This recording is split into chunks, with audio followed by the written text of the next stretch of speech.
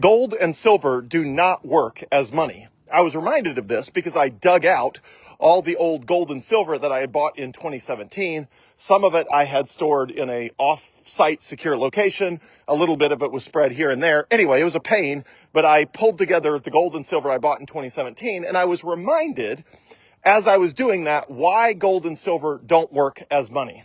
So first of all, there's a massive amount of trust that is required for gold and silver to work, but also it just doesn't work on the four tenant or the between 5 and 8 tenets of what is a good money. So I remembered when I had pulled this gold and silver together, I was trying to make it work as money. In fact, I had bought all these things that have like these tiny little gold and silver coins so that the denominations were small enough that you could theoretically use them to buy small things. Because obviously an ounce of gold costs like $4,000. And so if you're trying to buy stuff with gold coins, you better hope that whatever you're trying to buy is priced in increments of $4,000, which of course almost nothing is. Same with silver. Silver, 1 ounce piece of silver is like $40. So again, you can only buy stuff that's in $40 increments. So I had bought quite a few like small below 1 ounce gold and silver, gold and silver coins, thinking I want to see if I can make this work as money and even in an emergency situation. And the conclusion I came to is you can't. Gold's problem and silver's problem is divisibility. You cannot walk into a coffee shop and shave off a little bit of the corner of a gold coin. Even the smallest gold coins, which are 1 gram, are way too valuable to use for that purpose. And again, you could get very small denomination silver coins, but they're very difficult to transport. Silver is a very heavy metal, just like gold is a heavy metal. And so unless you want like a massive chunk of, stuff bouncing around in your pocket, and you're trying to, make change out of gold and silver in your pocket, it doesn't work. But there's a bigger problem to the divisibility problem, and it's the trust problem. So recently on my Facebook page, a number of people have posted comments about how the only real money is gold and silver and all this sort of stuff. But what they don't realize is you can't really use gold and silver in a modern economy because it's way too easy to counterfeit and to fake it. I mean, we live in a world of advanced manufacturing. And as I was digging all this gold and silver out, I was reminded the massive amount of trust that has to be built into a gold and silver system. So first of all, I bought this gold and silver from APMEX, APMEX, which I think is, I can't remember where they're from. I thought they were in Texas, but I think they might be in Minnesota or Missouri. I don't know. It was APMEX. So I bought it. First of all, I am trusting that APMEX actually sent me gold and silver. I don't know. I don't have a $50,000 spectrometer. I don't have a way of verifying that every one of these coins is actual gold and silver on the inside. And even an American Eagle gold coin is not 100% gold. I think it's like 91% gold because the other stuff is in there to keep it from being, gold is too malleable. It's too easy to dent it or to bend it. So a lot of gold coins are mixed with other metals. They still have 1 ounce of gold, supposedly, but they're mixed with other base metals or whatever. I'm not sure if it's base or whatever. Anyway, they're mixed with other metals to make it harder. But again, I have no way of proving that. So I've got to trust APMEX to send me stuff that's actually gold and silver. And I've been sitting on this for 8 years now, since 2017. I don't know if it's gold and silver. It looks like gold and silver, but I don't have any way of proving that. And then when I shipped it to SD Bullion, which offered me a much better price to take it back than APMEX, again, same problem is they're trusting me. We are both trusting FedEx that, nothing's been manipulated in transit. They don't have any good way. Certainly they have higher end equipment than I do. But, so gold's problem is not just the divisibility problem, it's the trust problem.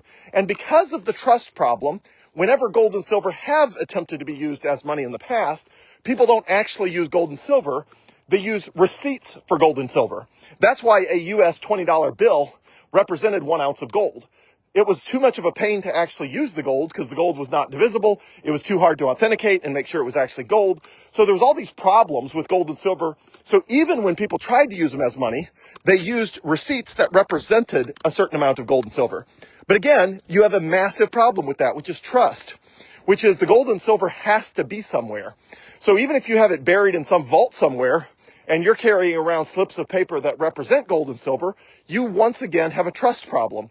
How do you know that the gold and silver actually is where you think it is? How do you know that the piece of gold or silver actually represents gold and silver that actually exists? Now, we found out in the United States it didn't. The gold, a $20 bill in the United States was supposed to represent $20.67 of gold, which was 1 ounce. Because of the price of an ounce of gold had been set, the U.S. government committed that they would not print more money than they had gold. So in the early days, the money was gold backed. But of course, they printed way more pieces of paper than they had gold. And so the whole just trust me, bro system completely broke down because a $20 bill was not worth an ounce of gold.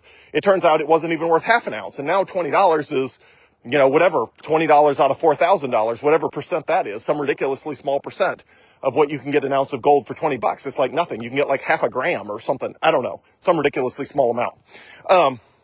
So anyway, gold and silver have massive trust problems. And if you go to the Fidelity report, Bitcoin First Revisited, which if you have not read that report, you should. It's fantastic. It's by Fidelity Digital Assets. Fidelity, one of the biggest asset managers in the world. And they have a report called Bitcoin First Revisited. And in there, they have a chart of the elements of what makes a good money. And they list divisibility, durability, portability, authenticatability, fungibility, and scarcity. And the goal is to essentially show between gold, fiat currency, and Bitcoin why Bitcoin has superior monetary properties as compared to gold or fiat currency, and far superior monetary properties as compared to silver. So I was reminded as I was digging out this gold and silver that it never could work as money. And that's the conclusion I came to in 2017. I bought these gold and silver coins. Initially, I only bought like 1 ounce gold and 1 ounce silver coins. Then I realized this will never work as money because they're not divisible enough. So I bought a bunch of 1 gram gold coins instead of 1 ounce. And I think there's like 27 or 28 grams in an ounce or something like that. Anyway, and then even then I realized, wait, but I don't even know these are gold. And they're super, because they're 99.99% gold or whatever it is. If I drop these or if I bend one of them, they're not going to be in mint condition. Then they're not going to be worth as much. It just doesn't work. But the core reason gold and silver don't work is trust. The gold and silver has to be somewhere, and you're trusting whoever has it that what you are using as money, which is, paper currency or electronic currency that's representing gold and silver, you are trusting that the gold and silver actually exists. And we know in history that eventually it never does. Additionally, all the people who posted my Facebook page about how gold and silver could be money, I don't think any of them have actually bought gold and silver with the intention of trying to see if it could be money. I actually have. I actually went through that entire exercise back in 2017 of actually buying gold and silver, actually trying to get coins that were small enough to use in day-to-day commerce, and then trying to figure out, hey, does this really work? Like, can I envision a world where gold and silver actually work in the real world for the kind of purchases I make? And the conclusion I came to was no, which is why I bought a lot more Bitcoin and not more gold and silver. I came to the conclusion that that paradigm does not work, that eventually it would get centralized and you would have to trust someone to hold the gold and silver. And eventually that, of course, would get everybody get rug pulled, meaning the rug gets pulled out from under you when you find out that, the gold and silver is not actually there. And the paper receipts you're using to represent gold and silver don't actually represent gold and silver anymore. That has been the history of the use of gold and silver as money. It always ends up with a rug pull when the government tells you you can no longer redeem the paper receipts or the electronic money for the gold or the silver. They just always rug pull you. It's a 100% chance. So anyway, I actually tried to make gold and silver work as money.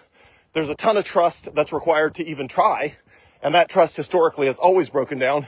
And even if you just get gold and silver coins and you try to envision yourself using those as money, you realize you can't. They're not divisible enough and they're not authenticatable enough. They might be durable and they're not portable enough either. If you want to settle large commercial transactions, you can't be driving a truck of gold around. I mean, you're just going to get, it's going to get stolen. You can move billions of dollars of Bitcoin all day long. But if you're driving around a truck with massive amounts of gold in it, you're going to get robbed at some point. So Bitcoin works way better as money. Gold and silver does not work as money. I learned that from experience, and that's why I bought a lot more Bitcoin. And as of Friday of last week, I now own 0 gold and silver. because I dumped it all at FedEx to take to SD Bullion, who will then send me a wire transfer, and I will buy more real money that actually works in the real world, which is Bitcoin. And as soon as they give me that wire transfer, I will buy as much Bitcoin as I can with every last cent of it. So I like Bitcoin. Gold and silver does not work in a modern economy as money. Believe me, I tried. It doesn't work.